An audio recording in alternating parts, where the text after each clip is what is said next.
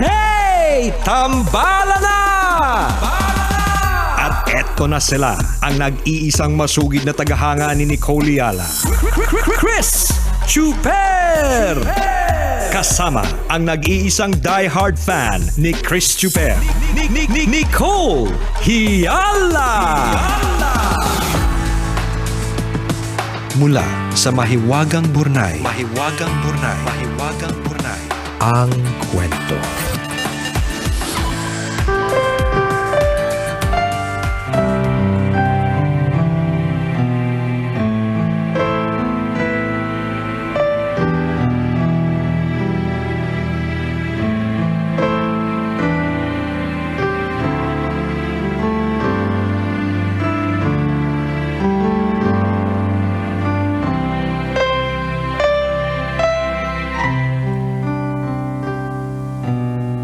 Dear Nicole and Chris,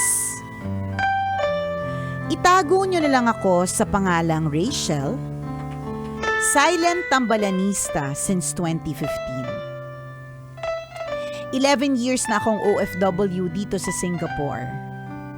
Aksidente ko kayong napanood sa YouTube habang naglilinis ng bahay, pero simula noon, nahumaling na ako sa tambalan. Napakinggan ko na lahat ng episodes ninyo sa podcast. Everyday din akong nakasubaybay sa FB Live ninyo. Kapag hindi kayo live, malungkot ang araw ko. Sumulat ako para humingi ng payo. I have an Indian boyfriend. 44 years si Vishnu, while I am 34 years old. Hindi ko alintana ang 10 years na age gap namin dahil I am used to dating older men. I met him sa isang dating app in 2017. He's working in the US at IT daw ang trabaho niya. After chatting for a year, pinuntahan niya ako sa Singapore. Bago niya ako puntahan, tinanong ko kung ano ba ako sa kanya. Girlfriend daw niya ako. Pumayag naman ako. He stayed in Singapore for 3 days at nag-hotel kami. Nahirapan ako sa LDR tambalan. I have been asking him to call me kahit once a week lang pero busy daw siya. Kapag tinatanong ko kung ano ang plano niya sa amin, hindi daw niya alam. Pupuntahan daw niya ako ulit pero kahit anino niya, wala. After 5 long years, pinuntahan ako ni Vishnu. 2 araw lang siya dito kasi kailangan daw niyang bisitahin ng parents niya sa India. Bago siya umalis, tinanong ko na naman siya kung ano bang plano niya sa amin. Hindi daw niya alam. Nalungkot ako kasi sabi niya dati magpapakasal na daw kami next year. Pilit ko na lang inintindi. Sabi ko sa sarili ko, baka masyado pang maaga. Plano naming umuwi sa Pilipinas ngayong December kasi ikakasal yung kapatid ko. Gusto din daw niyang makita kung paano ang kasalan sa Pilipinas. Recently, hindi na naman daw siya pwede. Kailangan daw niyang pumunta sa India to open a bank account para sa green card niya sa US. One day nadulas siya sa akin. Kung dati daw 1 month ang vacation leave niya, ngayon 3 weeks na lang. Taliwas yun sa sabi niya sa akin na 7 days lang ang leave niya. I confronted him pero wala siyang maisagot sa akin. Napuno na ang salop tambalan. After kong magngit-ngit, madami akong napagtanto. Una, sa 7 years namin, 5 days lang kaming nagkasama. Hindi niya pa ako pinapakilala sa family niya or even to his friends. Kapag tumatawag siya, lagi siyang nasa kotse. At kapag tinatag ko siya sa FB, tinatanggal niya. Baka daw makita ng US government. Sabi naman niya sa akin, single siya. Hindi kaya may asawa na siya? Tambala, napapagod na akong umiyak at maghintay. Ano kaya ang maganda kong gawin? Salamat po sa payo ninyo. Ang inyong tambalanista, Rachel.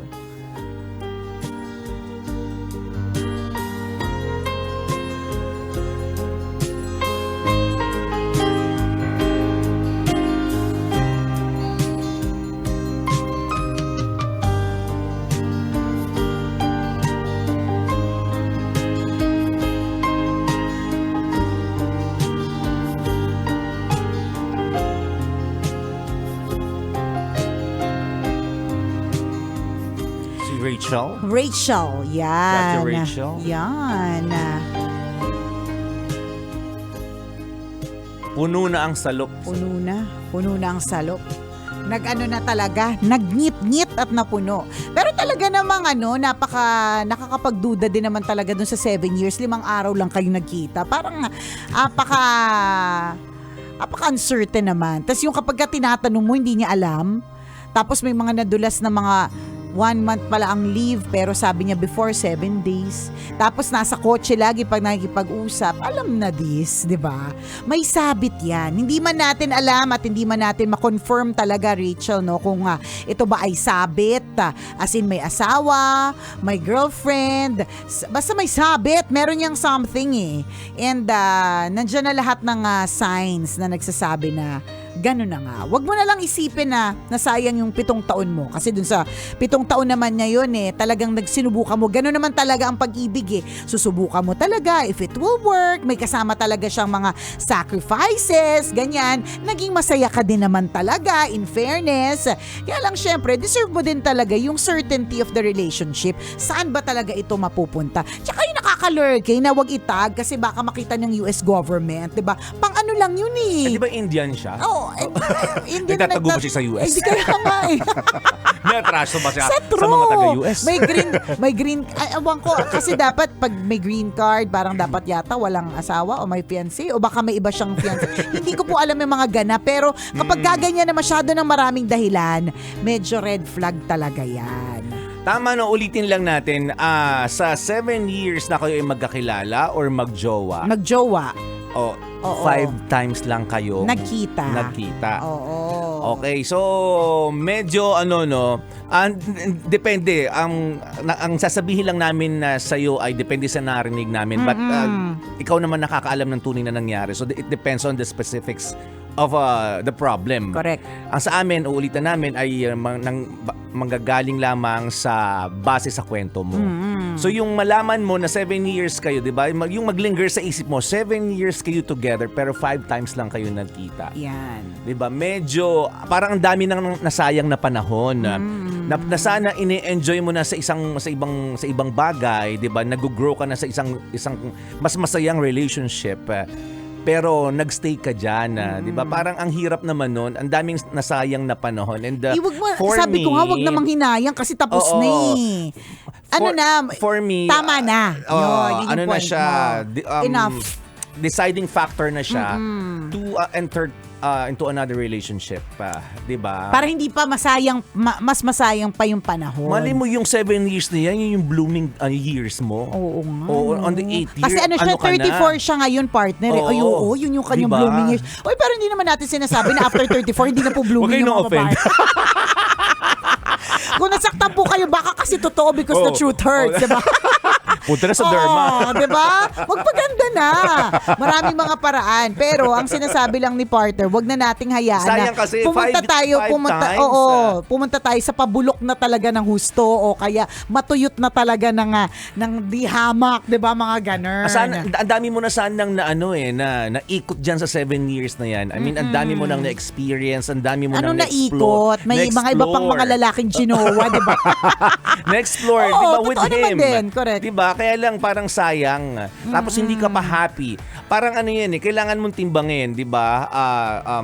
The cost and benefit, diba? If the pro will outweigh the cons and then you stay in the relationship. But if the cons will outweigh... Ano daw yung pro, ano daw yung cons? Constipated lang alam ng mga listener natin. Constitution. Constipated nga. Constitution nga, di din namin alam eh. Kung mas malaki ba yung mga problema kumpara doon sa kasiyahan. Yan, parang ganon. Na na-experience mo sa relasyon na yan, sa tao na yan, sa trabaho na yan, sa lugar na kung saan ka naroroon. And mas malaking problema and then you have the reason to go out, to step out of that relationship. Pero kung sa tingin mo, ito naman ay paminsan-minsan problema lang and mas marami para namang ginagawang mabuti yung tao or 'di ba? Masaya ka rin naman, nakikita mo lang may konting problema, hindi pa sapat 'yun para umalis ka sa relationship na 'yan. But in your case, Dun sa base. Oo. Yan, base lamang sa narinig namin. Ito po, tandaan Oo, po ninyo diba? Yung opinion po namin base lang sa naikukwento sa amin. Siyempre, Yes. kayo naman ng mga nagsusulat, kayo naman yung mas nakakaalam kasi pwede madaming namang specifics correct yun May- madaming detalye sa maaaring hindi true. nabunyag lahat. Correct. Pinagkasya lang talaga sa ilang Tama. minuto. Parang, at saka, syempre, kwento mo yan. Hindi syempre, ito yung bida siya, di ba? Wala pa ako nakita nga, sila yung nagkwento. Yung mata mo pag binabanggit mo lagi. Kwento mo yun. Yung mga taray-taray. Masungit. Kwento mo yan. Di syempre, ikaw bida dyan, di ba? Syempre, ikaw yung victim dyan, di ba? Oo. Totoo Kasi yun, kwento mo totoo. naman yan. So, yung ang sinasabi ni partner, yun, importante issues. Mas malaki na ba yung problema versus yung masaya ka? Yes, Di ba? yes. Or, baka naman, madami din namang masaya versus yung problema. Yes. Kasi kami, dahil nga, kwento mo yun di ba? Ang nakikita namin, mas maraming red flag Oo, versus oo. yung mga happy moments. Kasi, Oo. totoo naman, ganun talaga pag LDR, hindi naman talaga lagi nagkikita, 'di ba? I mean na dapat accepted nyo na yung ganyang klaseng fact. Pero, syempre marami namang ways to compensate. Ibig Yes, sabihin, mabawi. oo, may mga bawi. Hindi man laging nandyan, pero laging may Laging paramdam. nag-video call. Correct, Oh, oo. diba? Video call, di ba? Laging video call pa. Sorry. Video call, di ba? Laging nagagano, nagvi-video call. Tapos, laging may mga pinapadala. Oo. Kasi ako, Sustentado ka. correct, Pag ganun diba? talaga, walang Pag rason ganun. para hiwalayan kita. True. Kasi partner dati meron ako na ganyan na LDR. Kahit Oo. malungkot na hindi mo talaga physically nakasama. Oo. Pero lagi ko siya nararamdaman Meaning, paminsan-minsan may delivery. Oo, diba? diba? Mga ganon. Mga ganon. So, hindi natin alam. Baka may mga pag-ganon naman si Vishnu. Diba? Oo, na hindi mo lang highlight sa Correct. story mo. Kasi nga, kwento mo yan di ikaw bida dyan.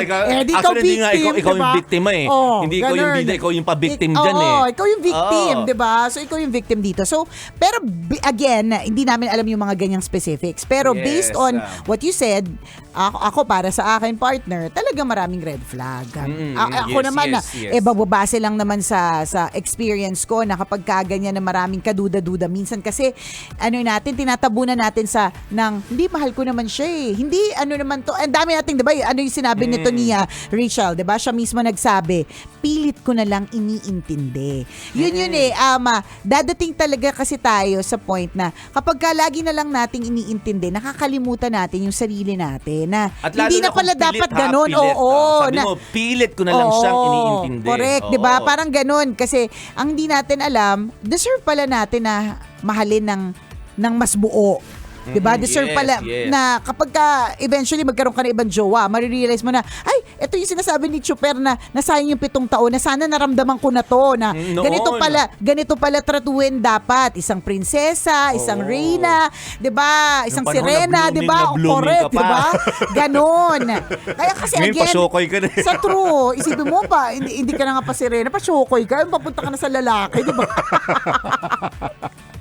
Patuyot, 'di ba? So yung ganon na basing on your story, madaming red flags. Madaling sabihin, mahirap gawin, pero you have to let it go.